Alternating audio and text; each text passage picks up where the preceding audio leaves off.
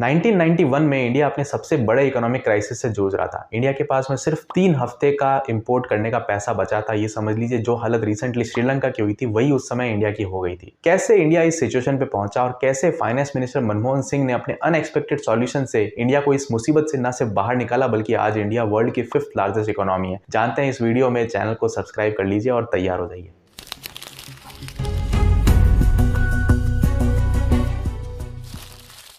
अब 1991 के economic crisis को हमने सॉल्व कैसे किया, इससे पहले ये जानेंगे कि 1991 की बुरी कंडीशन तक हम पहुंचे कैसे। तो मेरे हर वीडियो की तरह ये वीडियो भी हम शुरू से शुरू करेंगे। 1947 में जब हमारा देश आज़ाद हुआ तब हम ऑलरेडी एक कंपनी के राज को एक्सपीरियंस कर चुके थे जो कि थी ईस्ट इंडिया कंपनी। और हमारे लीडर्स बहुत ही संभल कर कदम रख रहे थे। वो ये नहीं चाहते थे कि फिर कोई बाहर की कंपनी आए और इतनी बड़ी बन जाए कि हम पर फिर से राज करे। इसलिए बाहर के इन्वेस्टमेंट को जनरली अवॉइड किया जा रहा था। मगर दूसरी प्रॉब्लम ये थी कि इंडिया को इतना एक्सप्लॉइट किया जा चुका था कि इंडिया के लोगों के पास में इतना पैसा बचा नहीं था कि बहुत सारी इंडस्ट्रीज एकदम से वो लोग खोल पाए। इसलिए जो मेजर इंडस्ट्रीज थी वो सरकार को ही खोलनी पड़ती थी, जैसे कि इंफ्रास्ट्रक्चर, माइनिंग, स्टील या फिर टेलीकॉम।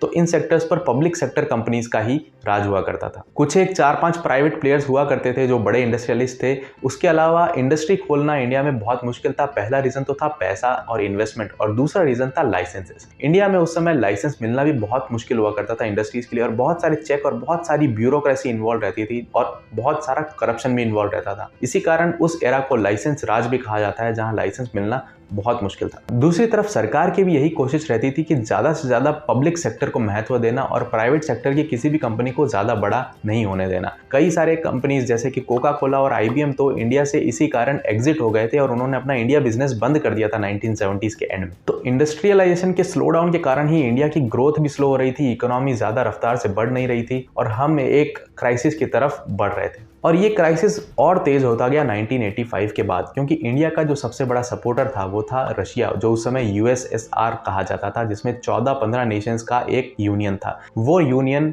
खत्म हो गया और रशिया डिवाइड हो गया 14-15 नेशंस में, और इंडिया के साथ जो रशिया की बॉन्डिंग थी वो थोड़े टाइम के लिए डिस्टर्ब हो गई। और इसी के कुछ सालों बाद में गल्फ कंट्रीज के बीच में एक बहुत बड़ी वॉर खिंच गई, जिसमें 32 नेशंस ने पार्टिसिपेट किया इंक्लूडिंग USA। अब चूंकि गल्फ नेशन से ही हमारा बहुत ज्यादा पेट्रोलियम आता था, तो पेट्रोलियम उस समय महंगा हो गया, सारी चीजों की कीमतें बढ़ गई, इंपोर्ट्स काफी महंगे हो गए और इंडिया का क्राइसिस और बढ़ गया। 1990 के एंड में इंडिया की हालत इतनी खराब हो गई कि इंडिया के पास सिर्फ 2,500 करोड़ का फॉरेन एक्सचेंज बचा था इंपोर्ट्स करने के लिए। और ऊपर से 1991 में जो इंडिया की गवर्नमेंट बनी थी वो एक माइनॉरिटी गवर्नमेंट थी, जनता पार्टी की सरकार थी, जो कि उस समय स्ट्रॉन्ग नंबर्स में नहीं थी और कई सारी पार्टियों के गठबंधन के कारण बहुत ही अस्थिर अवस्था में चल रही थी। फरवरी 1991 में चंद्रशेखर गवर्नमेंट बजट तक पास नहीं कर पाई पार्लियामेंट में, और इसी कारण फॉरेन रेटिंग एजेंसीज ने इंडिया की क्रेडिट रेटिंग को बहुत गिरा दिया, जिस कारण इंडिया को लोन्स मिलना काफी मुश्किल हो गया। इसी प्रॉब्लम को सॉल्व करने के लिए RBI के गवर्नर और इंडिया के फाइनेंस मिनिस्टर उस समय दौड़ कर गए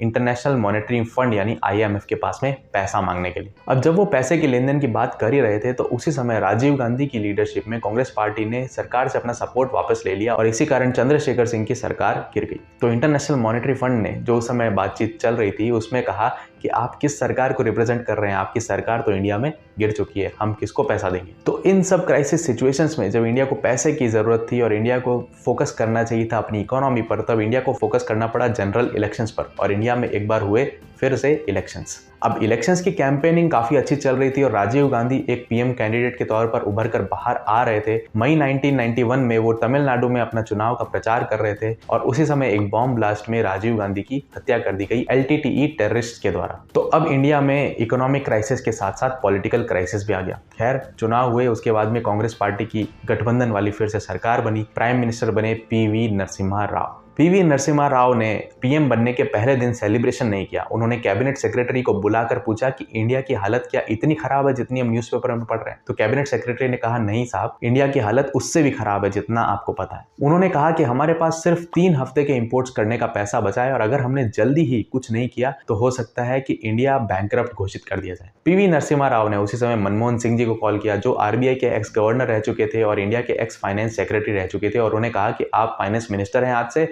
और अब आपको इंडिया को क्राइसिस से बाहर निकालना है। और अगले 1 महीने में मनमोहन सिंह ने कुछ ऐसी चीजें की जिसने इंडिया के वक्त को बदल दिया, जज्बात को बदल दिया और जिंदगी को बदल दिया। सबसे पहले सबकी एक्सपेक्टेशन के अगेंस्ट जाकर इंडियन रूपी की वैल्यू को डॉलर के अगेंस्ट 20% नीचे गिराया गया। अब सोचिए ज़रा, जब इंडियन रूपी 1-2 पैसे से नीचे गिरता है तब देश में कितना हल्ला मचता है, तो उस समय 20% नीचे गिरा होगा तो कितना हल्ला मचा होगा। सब ये सोच रहे थे कि ये सरकार पागल हो गई है, क्या ये कर क्या रही है। मगर रूपी को गिराना उस समय के हिसाब से ज़रूरी था क्योंकि इंपोर्ट्स की वैल्यू को इंक्रीज करना था। दूसरा स्टेप गवर्नमेंट ने ये लिया कि उन्होंने 47 टन गोल्ड को फॉरेन बैंक्स में गिरवी रखा, एयरलिफ्ट करके वहां ले गए और उनसे कुछ पैसा उधार लिया ताकि इमीडिएटली इंडिया को संभाला जा सके। और फाइनेंस मिनिस्टर बनने के 1 महीने बाद में मनमोहन सिंह जी ने एक लेजेंडरी बजट पेश किया। उस बजट में बहुत सारी इंटरेस्टिंग चीजें थी दोस्तों, कुछ चीजें मैं आपको बताता हूँ। 1991 से पहले इंपोर्ट्स करने पर रेस्ट्रिक्शन था और कुछ आइटम्स की एक लिस्ट थी, उन्हीं आइटम्स को इंपोर्ट किया जा सकता था, मगर उस लिस्ट को हटा दिया गया और एक नेगेटिव लिस्ट बनाई गई और कहा गया कि इन आइटम्स को छोड़कर आप कोई भी चीज इंपोर्ट कर सकते हैं। फॉरेन से आने वाले इन्वेस्टर्स को किसी इंडियन कंपनी में 51% तक इन्वेस्टमेंट करने की छूट दी गई। लाइसेंस राज को खत्म कर दिया गया और 80% कंपनीज को लाइसेंस सिस्टम से बाहर कर दिया गया और फ्रीडम दी गई कि आप इंडस्ट्रीज खोल सकते हैं। बड़ी कंपनीज को एक्सपैंड करने के लिए जो अप्रूवल्स लेनी पड़ती थी, उन अप्रूवल्स को खत्म किया गया और कहा गया कि आप फ्रीली एक्सपैंड कर सकते हैं। 1991 से पहले कुछ एरियाज को पब्लिक सेक्टर कंपनीज के लिए रिजर्व रखा गया था,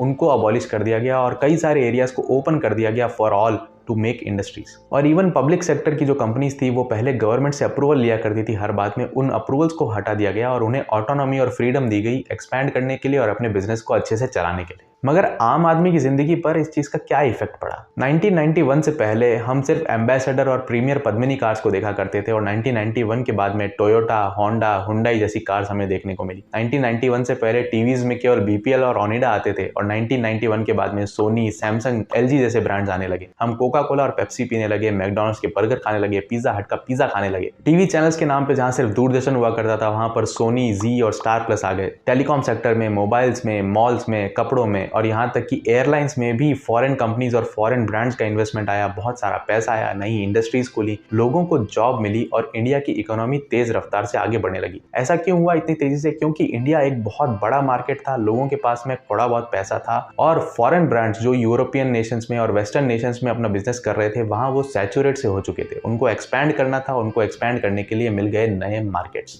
और इंडिया को मिल गया इससे बहुत सारा फॉरेन एक्सचेंज और बहुत सारा पैसा। अब मनमोहन सिंह जी की इस ग्लोबलाइजेशन की पॉलिसी को आने वाली गवर्नमेंट्स ने भी कंटिन्यू रखा और उसको चेंज नहीं किया और इसी का रिजल्ट ये है कि India is now a 5th largest economy. कहाँ हम एक समय बैंकरप्ट होने वाले थे और आज कहाँ हम 5th पोजीशन पे। मनमोहन सिंह जी ने अपने 1991 के बजट स्पीच के एंड में कहा था कि no power can stop an idea whose time has come. India को उस समय बदलने की जरूरत थी और वो वक्त सही था, इसी कारण इंडिया बदला और इंडिया आज वर्ल्ड में कई सारे सेक्टर्स में नंबर 1 पे है। मैंने ऐसी 10 इंटरेस्टिंग चीजों की लिस्ट कंपाइल की है जिसमें इंडिया टॉप करता है पूरे वर्ल्ड में। अगर आप जानना चाहते हैं तो वीडियो का लिंक कमेंट्स में जाकर जरूर देखिए इस चैनल को सब्सक्राइब करने के बाद।